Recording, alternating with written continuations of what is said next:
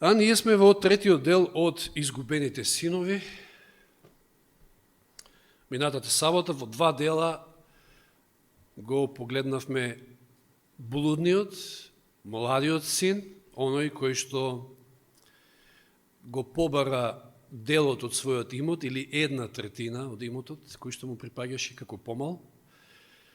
Го уновчи, распродаде се што имаше ниви, што и да е, стока, што добил како наследство од татко му, и со паричките во джеп замина во далечна земја да си го живее животот. Значи, дрзок, себичен, бунтовен, блуден, за да на крајот заврши таму во таа далечна земја како мизерен, па и понижен со свињите. И да не забравиме, значи, во сите оние параболи кои што се спомнати во 15 глава од Лука, со изгубената овца, изгубената паричка и овие изгубени синови, Господ Исус алудира на радоста на спасението во сите овие параболи.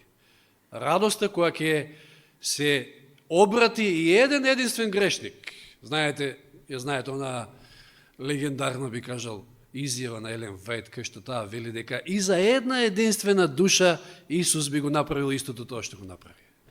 Па како да не го сакате тогаш? Нашиот Спасител. И токму и тоа и го прикажува преку овие параболи. 99 ги остава и оди по едната. И поголема радост велие на небото за таа една која што се кае, отколку за 99 кои што немаат потреба од кајање. Алудирајќи на фарисеите. Значи, поентата која е овде, која е судирот? Фарисеите и книжниците реагираат зашто Исус се дружи со грешниците. Не им е јасно, не им се вклопува во нивната слика за Месија. И тој им ги кажува овие параболи и му кажува на радоста која што треба да имаат во срцата заради спасение на еден единствен грешник. И заради таа благодат Божја, затоа што по благодат сме спасени, и овој блуден син доаѓа при себе и се кае, се враќа назад, значи како покаен грешник, и се измирува со својот татко и е спасен, така може да кажеме, се враќа, значи. И таткото во таа чест организира голема веселба, како и во првите две параболи, радоста за најдената овца, која што била изгубена, за најдената драхма, така и овде. Гледаме огромна радост, веселба која што ја организирал таткото, ќе видиме подосна и каква, и од каков обем и така натаму. И сега ни останува само постариот син, кој што да видиме како реагира на сето ова, на враќањето на помалиот син. Значи, оваа парабола, односно сите овие параболи се кажани пред се како поука за фарисеите. И тие требало да се видат себе си во овој постар син. Значи, секојаш, токму во оваа парабола, Исус прави таа споредба.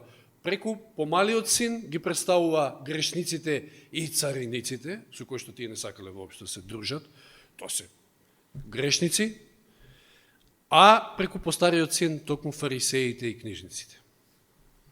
И читаме од 25 стих, Лука 15 глава, а неговиот постар син беше во полето, значи вреден, работлив, одговорен како и секојаш, некаде на полето, дали тој самиот работел, дали може би ги надгледувал слугите кои што работеле, како и да е. Кога пак доаѓаше, значи се враќа од работа и се приближи на куќата, чу песна и играње. Па повика еден од слугите и го праша што е тоа. Нема поим што се случува сега, од каде ова, што е ова.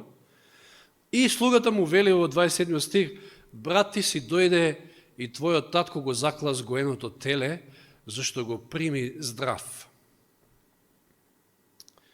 И сега, лесно е да го осудиме овој постар брат, меѓутоа да се ставиме во негова кожа, да се обидеме. Помалиот потрошил се од својот имот, значи една третина, тоа се отишло во неповрат. А за сето тоа време, додека овој блудствувал и трошел пари, овој верно служи дома и одговорен кон своите обврски. Пазите, погоре кога читавме, им го раздели имотот. Значи, имотот веќе бил разделен не само на помалиот, туку и постариот го добил остатокот од имотот. 2/3. Нели како постар? Двојно добива. Значи, целиот негов имот нити го уновчили било што. Не, тука е со таткото и заедно работат. Одговорен на ниво, би кажале. И сега овој се враќа назад и кој знае што се не му паднало на памет. Но да идеме поред. Значи, кога доаѓаш и се приближи на куќата, чу песна и играње. За ово интересно, баш се бајлево со Јани, пошто тоа се нели грчки зборови, целиот Нов Завет е така напишан. Под песна, знаете кој грчки збор стои? Симфонија. Интересно. Значи, веројатно, некој бенд, некоја група, станува збор за повеќе инструменти тука присутни. За зборот играње е искористен корос, од каде што доаѓа хор, ама меѓутоа станува збор овде за играње како оро.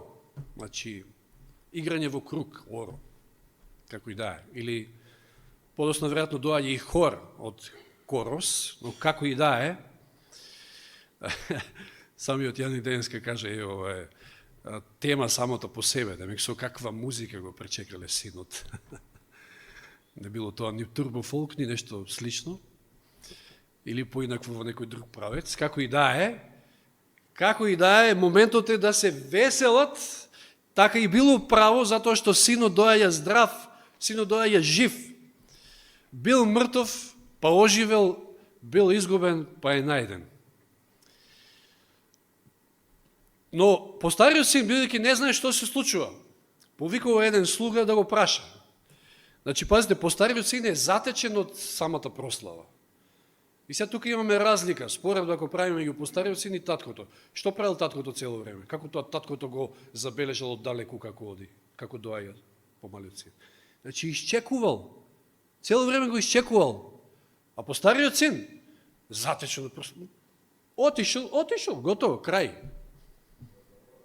Го заборавил, да.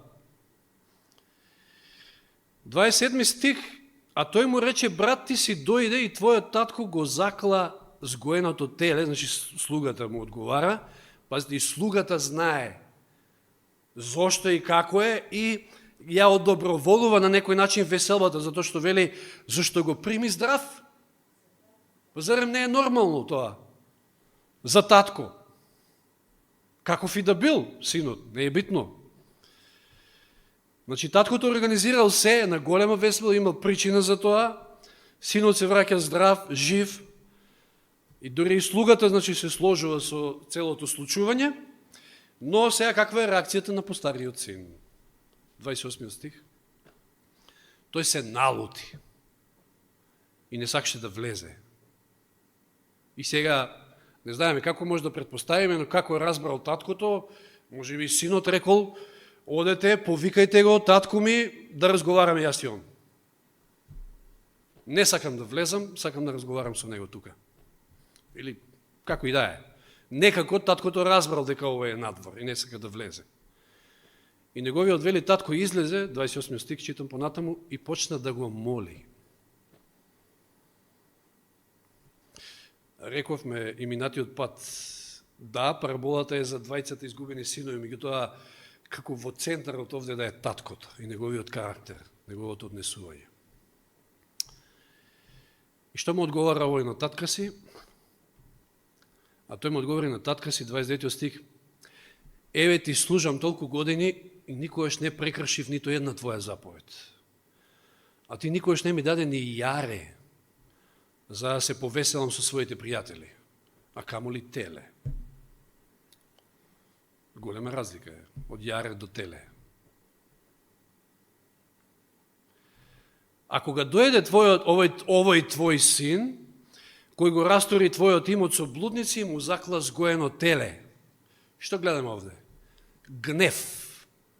И тоа жесток гнев. Гнев заради тоа што ова не е фер. Па дали е фер? Па не е фер. Гневот ти заслужуваш повеќе од другиот. Или ќе речеме само праведен гнев. Да, неправда. Па тоа е неправда. Имаш ти, немам јас, а? Само праведен гнев. И во цела оваа ситуација, повторно ти кажам, имаме љубовта на таткото кон обата сина. Тоа се забележува. Го исчекува цело време помалиот, овој се враќа прерадосен. Овој не сека да влезе, излегува и го моли да влезе. Видите таа негова милост. Значи, таткото е заинтересиран за доброто и на обата сина. Каква поука?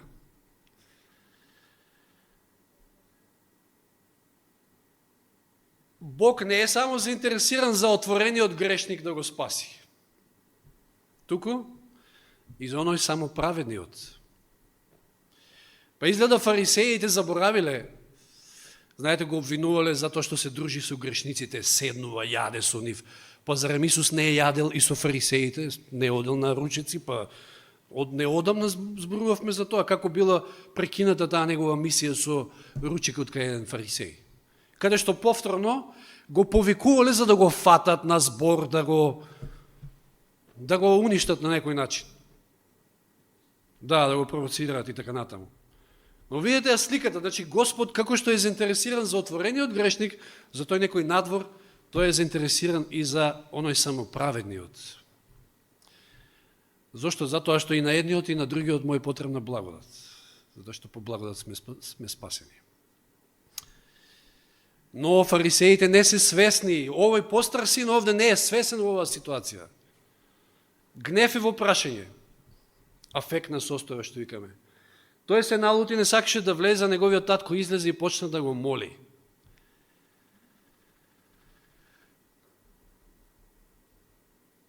Сега се задржиме на овој дел. Еве ти служам толку години и никогаш не прекршив ниту една твоја заповед, а ти никогаш не ми даде ни јаре за да се повеселам со своите пријатели. Прво, еве ти служам. Знаете ли кој збор е употребен? Не знам, грчкиот кој беше, меѓутоа всушност треба да гласи еве ти слугувам. Па зарем не мој син? И тој се чувства како слуга. Поразличен ли е од помалиот? Од кои причини замина помалиот? Па слично нешто. Му прекипело веќе. Да слугува. Под команда на својот татко и така натаму. Никогаш не прекршив заповед. Ова е претерување, знаете, често пати, поготово кај самоправедната личност, тоа е никогаш, секогаш, ништо, обично тие зборови се користат. Има некој кој што никогаш не прекршил ни една заповед. Да го видам тој јунак. Но ама сака да си ја покаже својата праведност. Тоа е самоправедниот. Никогаш не прекршив нито една заповед. Ти слугувам тука цел свој живот. И сега прави споредба. Тоа прави самоправедниот. Се споредува со другиот, кој повеќе заслужува. Јас повеќе заслужувам од него, а ти на него телеа, на мене јаре не си ми дал. Која е бедотата на овој постар син, ќе го видиме подолу. Додава во 30 стих, вели, а кога дојде овој твој син, кој го растури твојот имот со блудници, му закла сгоено теле. Каков проблем има постариот син? Ке се запрашате. Дали можеби во прашање честа, повредената чест на татко му? Не. Не неговата чест, веројатно. Мисли за себе, не за таткото. Па што се разликува од помалиот син? И помалиот син не марал за татко му, дури го мразел, сакал, едва и сакал да кидне, да дојде време да отиде. А овој? Која е разликата? Кога би марал за својот татко би имал поинаков однос, меѓутоа тоа не го гледаме овде. Значи, тој во суштина се однесува како и помладиот. И тој не го сака татка си, тој го срами својот татко, замислите си таа сцена надвор, весел во внатре, повикани гости, тој надвор и не сака да влезе, па дојдете, повикајте го тука, па се расправа, знаете, па слуша народ, тоа нели е срамење? Не му било до честа на својот татко.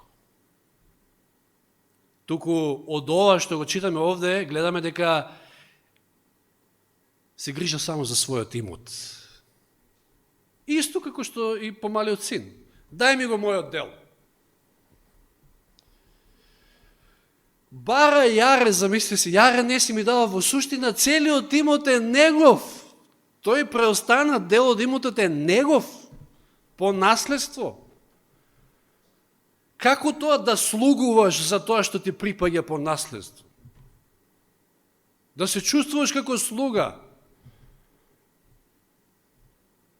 Ама тоа е само праведниот. Што му вели 31 стих? Тој пак му рече, таткото му вели, чедо. Видите го зборот, чедо. Ти си секојаш со мене и се што е мое е твое. Тоа е. Целиот имот е твој, всушност по наследство ти припаѓа. Какво Јаре ти спомнуваш, какви бакрачи. Неверојатно, значи, како заслепува самоправедноста. Тој не го гледа тоа заради своето ладно срце и заради самоправедноста. Целиот имот што го има е негов. И како се обраќа, вика, овој твој син, значи се дистанцира од својот брат. Ја не сум во таа категорија, не припаѓам во таа категорија. Може би е твој син, ама мене не ми е брат. Да. Еве што прави самоправедноста. Денеска пуката ни беше за единство во Христа. Крстот ги обединува, меѓутоа самоправедноста разединува.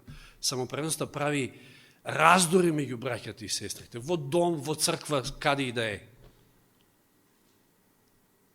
И јас заслужувам повеќе од другиот и така натаму, така натаму. Но ти не се дистанцираш од него, му вели на татка си. Јас немам врска со таа категорија, но ти, за разлика од мене, ти, татко, ги примаш таквите како него и уште се расфрлаш со гозби, се веселиш на негова сметка, мислам, да, заради тоа што се вратил. Значи го обвинува својот татко за несоодветен карактер и однос кон грешниците, кон таквите кои што треба да бидат. Да се дистанцираш од нив. Зарем не гледаме фарисеите овде во овој однос на постариот син? Затоа Исус ги кажува овие параболи, токму за нив, за нивниот однос кон грешниците.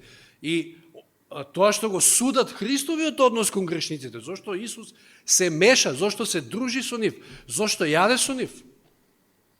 Кога треба да се дистанцираш од нив, ние сме друга категорија. Ние сме спасени, тие се проклети.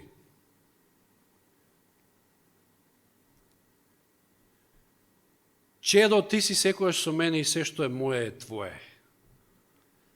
Значи, уште еднаш, го гледаме таткото, и двајцата се негови сакани синови, тој не ги двои. Значи, таткото се однесува и со љубов и со внимание, како и со првиот син, со помалиот. Целата ова дискусија, разговор меѓу таткото и синот, се гледа таа мотивација од која што постариот син му служил на татка си, значи за добивка, а не од љубов.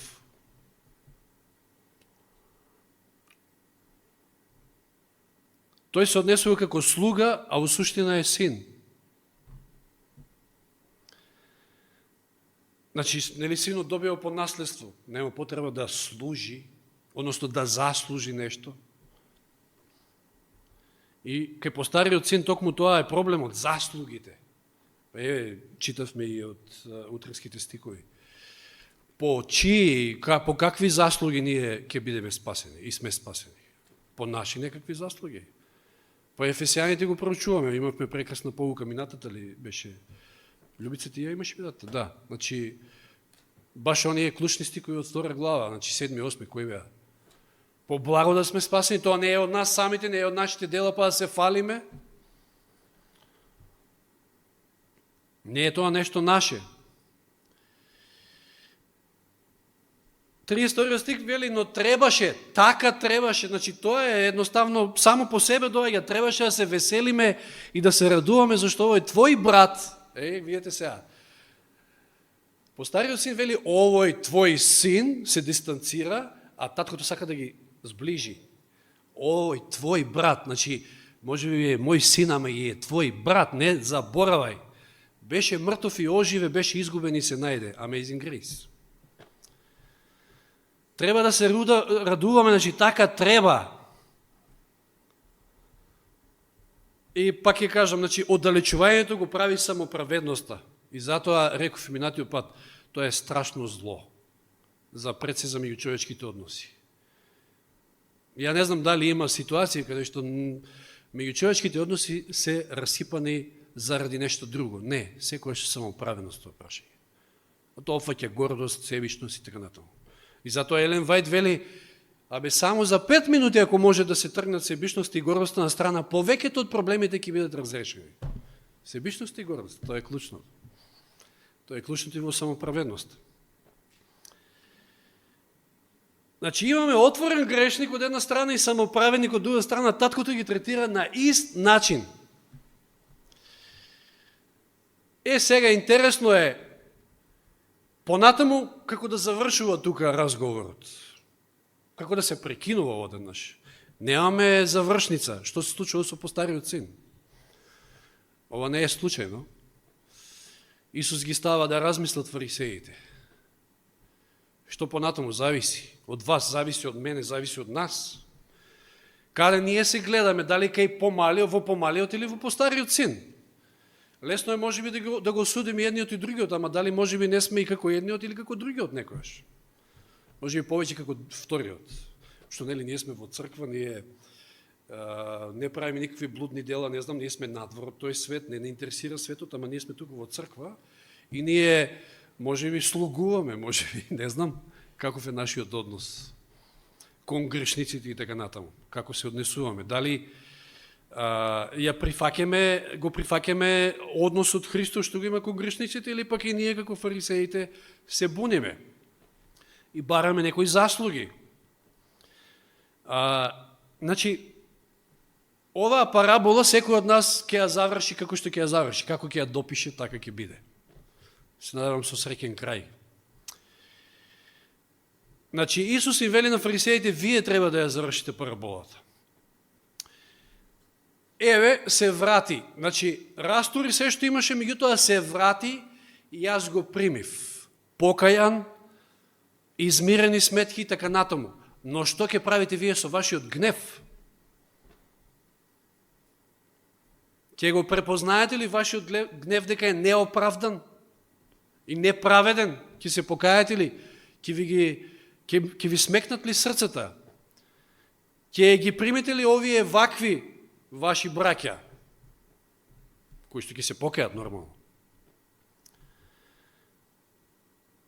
Да ве прашам, како во суштина завршила ова парабола за фарисеите во реалниот живот? Како завршила параболата?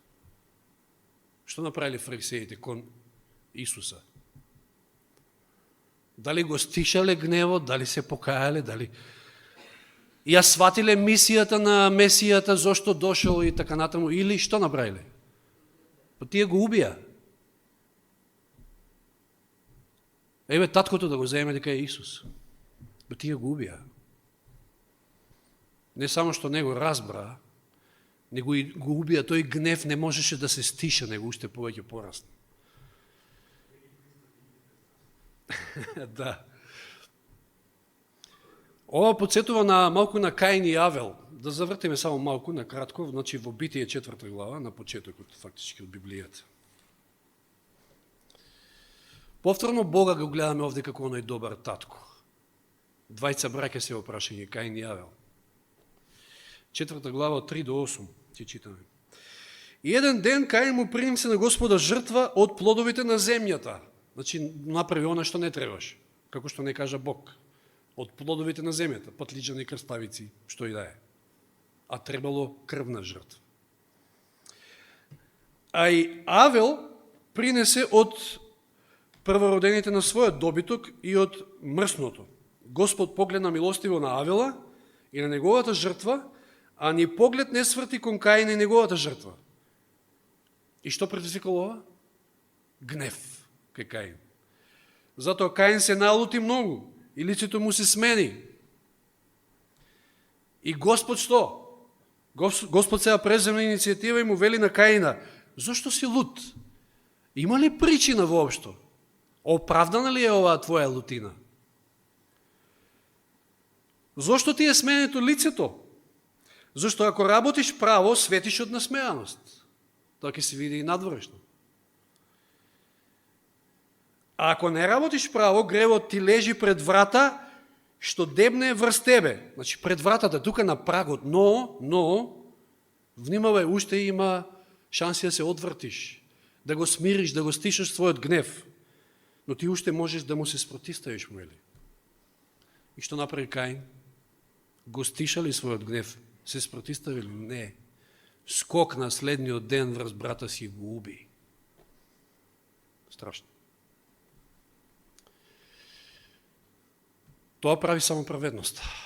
Тоа прави тој гнев кој што нема врска со праведен гнев. Како знаете, сме држале тука теми, можеби Јан изборувал, не се сеќавам, ама јас сум зборувал за што е праведен гнев, како тоа Исус се гневел и кој е тој нашиот обично гнев кој што и заради тоа што не навредили и така натаму посакаме да возвратиме. Го гледаме Бога овде повторно милостив кон Каина, кон било кој грешник, каков и да е, сака да го одврати од помислата и ги гледаме Каин и Авел. Значи Каин без никаква причина губива својот брат. Заради својата самоправедност, заради тоа што сакал да се спаси на свој начин. Замислите си, Господ ви нуди спасение како дар, вие го одбивате, ви сакате да си го заработите спасението. Лудост. Но, ајде сега малку едно вакво сценарио да замислиме. Сега ова допира до момент каде што треба се запрашаме дали ние некојаш можеби не се однесуваме како постариот брат кон некои наши браќа и сестри, кои што можеби заминале, па не знаме, ти се враќаат и како и да е. Значи, представете си слика, но замислите си едно вакво сценарио.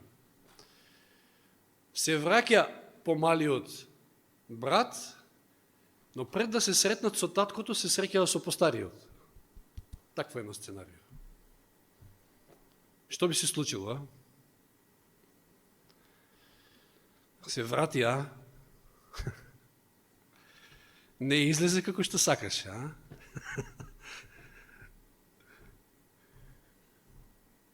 Не си добре дојден. Сите не засрами, цело семејство. Не ти е срам. Се враќаш затоа што си останал без пари. И сега тука може да редиме. Оди си, не ни требаш. Ваков парталав, оди барем најди некоја работа таму да заличиш нешто на човек, на што личиш. Парталав каков дошол. Усмрден. Постојат ли вакви меѓу нас? Е прашањето. Без милост кон грешниците. Самоправени, надуени, фала ти Боже што не сум како овие другите. Ова правам, тоа правам, десеток давам редовно на црква, се. Значи треба реално да се погледнеме ние самите, затоа што овие параболи на крајот на кришта се дадени за сите нас. Пак ќе кажам, самопреведноста е страшно зло. Прво кон нас, но потоа и кон другите. По благодат ли сме спасени или грешка сум можеби, а? Или повторно да ја проучиме онаа минатата поука. Мислам дека го губиме тоа од вид дека и на нас, овде што сме во црква со години, колку 26 веќе, кај мене, некој од вас и може и 50, не знам, Како и да е, не се битни годините и должината на тоа колку сте верни, колкав стаж имате. И на мене, и за моje спасение, и на тој таму надвор, најголем грешник, кој што може би го познавате или не го познавате, и нам, и на нас, и на мене, и на него му е потребна благодат за спасение. И доста е Божјата благодат, ништо повеќе не треба. Од верникот се бара, односно од човекот се бара само со вера да ја прифати таа благодат, да возврати. И затоа нема потреба за мерење, па ја не знам, јас сум толку години во црква, па види го овој сега дошол, па сега о мене ќе ми кажа или пример, сега нафрлам само моменти, може да има тука многу сценарија. И дали може би ние не дозволуваме да некој кој што ќе се врати или доаѓа како грешник во црквата, да се сретне први со таткото, да дозволиме да се сретне со таткото, а не ние да го пресретнеме и да ја завршиме работата како што не треба. Сега доаѓаш, Ја тука 20 години у црква, а ти 20 години таму со жени, со ова, со она, сега доаѓаш. Сега на стари години или пример, сега карикирам, тоа може да има секакви сценарии. Вистина ли е ова во Ефесијаните? Еве ќе завршиме со тоа, ти не сгази времето. Ефесијаните 2 глава.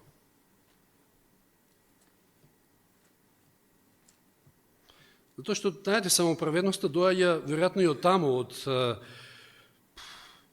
не знам, веројатно неможноста, односно не сакајќи да го прифатиме тој план на спасение, како доаѓа, како го добиваме спасението всушност. Значи, да се подсетиме на Ефесијаните 2 глава. Ќе читам од 1 до 5. А вас кои бевте мртви поради вашите престапи и гревови, во кои живеевте некојаш според векот на овој свет, според кнезот на воздушните сили, духот кој действува сега меѓу синовите на непокорноста.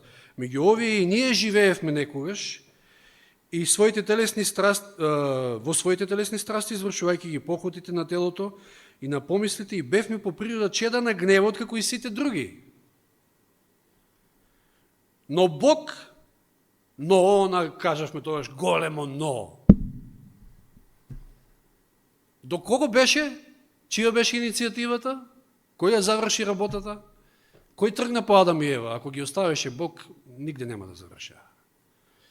Но Бог кој е богат во милост, поради својата голема љубов, со која не возлюби нас, не оживеа заедно со Христа, како помалиот син.